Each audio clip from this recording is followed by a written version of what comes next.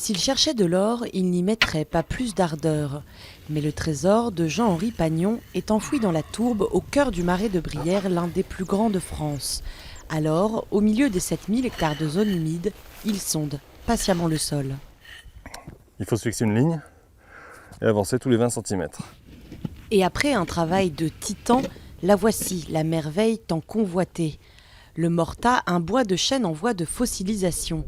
Il y a 5000 ans, une forêt recouvrait ces terres avant d'être noyée sous les eaux.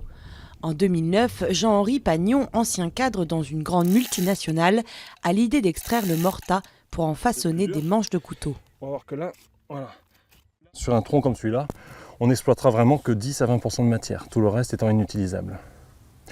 Parce que ça fait 5000 ans qu'il est dans cet endroit, 5000 ans qu'il est tranquillement emmailloté dans la tourbe.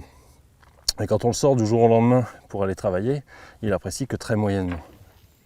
C'est en lisant un roman de Chateaubriand que l'artisan découvre l'existence du Morta et choisit de tout plaquer pour se consacrer à sa passion de toujours, la coutellerie.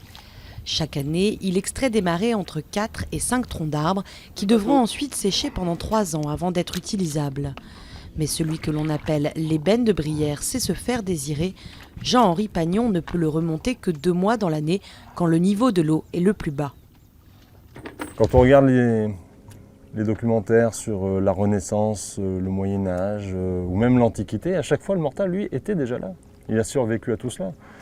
Donc c'est pour ça que je pense que c'est le matériau noble par excellence. En une journée, Jean-Henri Pagnon peut réaliser au maximum 1,5 couteau. Un travail minutieux qui justifie des prix de vente allant de 110 à 450 €.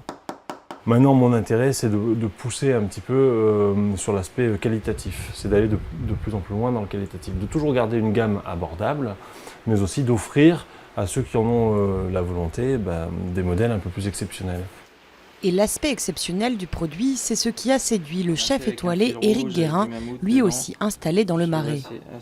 Il est arrivé avec ce magnifique couteau très design, très pur, qui correspond tout à fait, je trouve, à l'art de la table, d'une brière qui bouge, qui évolue, comme j'essaye de la transcrire en cuisine. Jean-Henri Pagnon fabrique 500 couteaux par an et chaque année, le nombre de ses clients est multiplié par 2. De quoi encore garantir au coutelier et à son fidèle compagnon Figaro de belles balades dans les marais.